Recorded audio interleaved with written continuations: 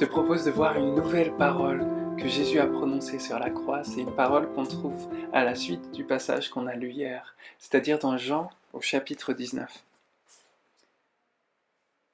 Le texte dit à partir du verset 28. Après quoi, sachant que dès lors tout était achevé, pour que l'écriture soit accomplie jusqu'au bout, Jésus dit « J'ai soif ». Il y avait là une cruche remplie de vinaigre. On fixa une éponge, imbibée de ce vinaigre, au bout d'une branche d'hysope, et on l'approcha de sa bouche. Je ne vois pas comment on pourrait imaginer une scène plus tragique que celle-là. On a un condamné à mort qui est en train de souffrir le calvaire, qui est en train de, de, de se répandre en sang et en sueur, et il meurt de soif. Et il exprime ce besoin, il exprime ce cri, j'ai soif. Et la réponse de toute cette foule qui l'entoure, au lieu de lui venir en aide, au lieu de pouvoir faire quelque chose pour lui, la réponse vient comme une espèce de blague, une espèce de moquerie, parce que c'est du vin aigre, du vinaigre. Voilà ce qu'on fait de ton ressenti, voilà ce qu'on fait de ta souffrance, de ta soif, une blague. Quelque chose que Jean met en avant dans ce passage, c'est quelque chose d'intéressant. C'est, si vous prenez le verset 28, c'est écrit « Sachant que dès lors tout était achevé, pour que l'écriture soit accomplie jusqu'au bout, Jésus dit « J'ai soif ». Jésus considère ce qui est en train de se passer non pas comme un hasard, non pas comme le fruit de l'injustice des hommes simplement, ou simplement le fruit de la malchance, ou je ne sais quoi. Jésus comprend ce qui est en train de se passer comme l'action de Dieu, l'action que lui était venu accomplir. Et en plus de ça, on nous dit qu'il comprend cette action de Dieu en fonction des Écritures. C'est-à-dire que pour lui, ce qui importe, c'est d'accomplir ce que le texte biblique avait préparé d'avance.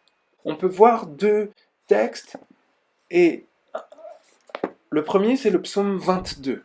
Et on verra un peu plus profondément le psaume 22 ces prochains jours. Mais ici, je veux juste parler du verset 16. Parce que dans le verset 16, on voit ce psaume où le Messie, le roi souffrant, le roi sauveur, est le roi souffrant ici.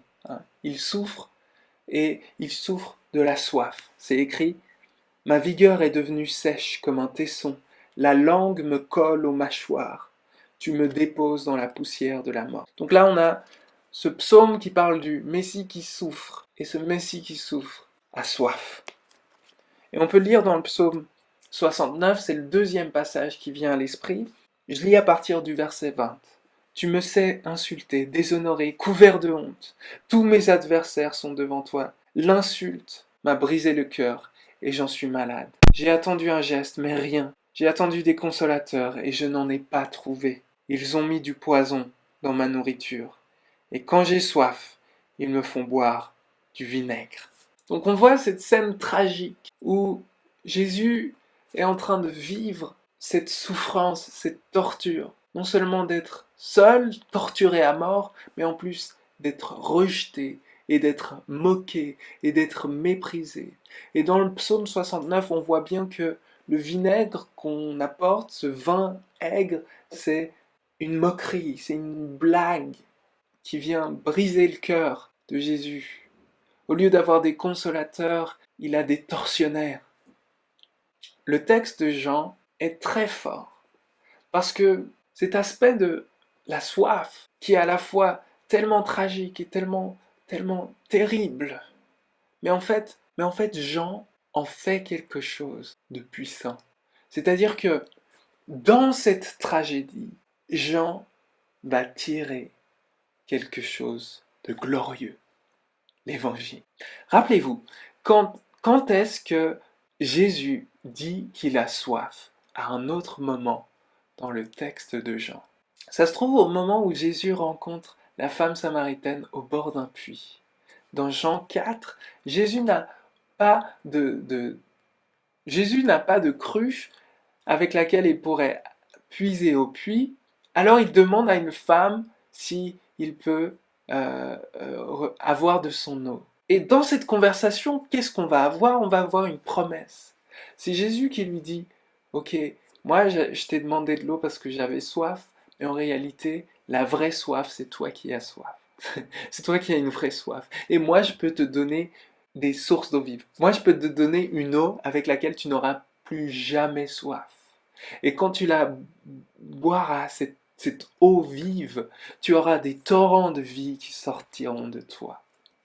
Ça, c'est un autre passage qui nous vient à l'esprit où on voit que Jésus, qui a soif, est le même Jésus qui promet d'éteindre toute la soif, de satisfaire toutes les soifs. En plus de ça, si tu regardes le premier miracle de Jésus, dans Jean au chapitre 2, Jean change l'eau en vin.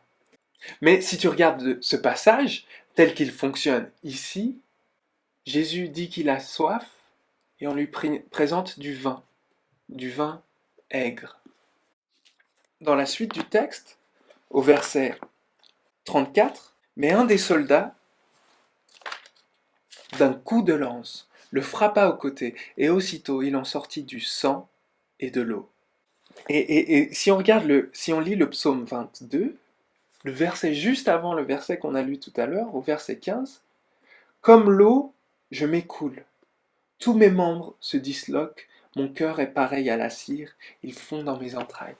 On dirait que Jean comprend le sacrifice de Jésus sur la croix, comprend ce qui se passe avec ces phénomènes qui se passent avec Jésus sur la croix, le fait que de l'eau s'écoule de son corps quand il est mort, comme la réalisation de sa promesse de donner à l'humanité l'eau dont elle a soif.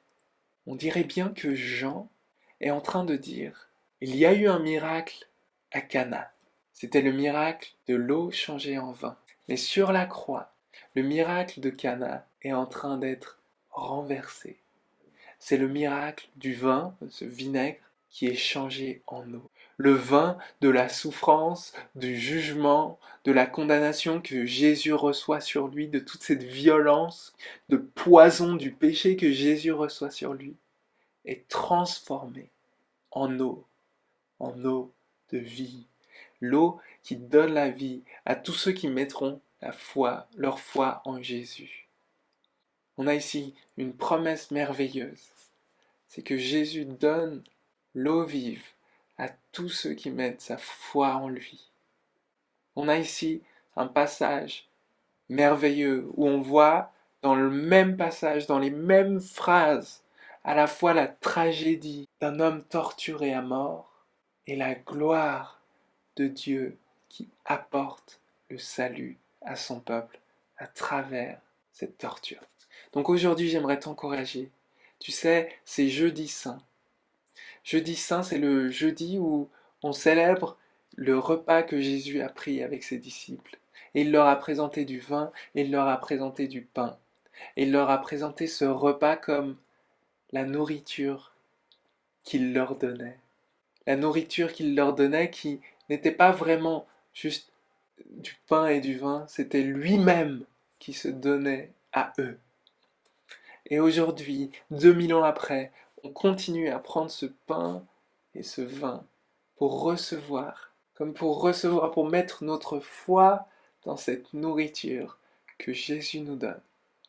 Donc si tu as l'occasion aujourd'hui, prends du temps en famille ou prends du temps même en communauté via Zoom ou via Internet ou n'importe quel autre moyen pour pouvoir communier, pour prendre le pain et prendre le vin et recevoir la nourriture que Jésus te donne. Et si tu ne sais pas où le faire, si tu ne sais pas avec qui le faire, tu peux me contacter et je me ferai un plaisir de pouvoir vivre ce temps avec toi. À bientôt.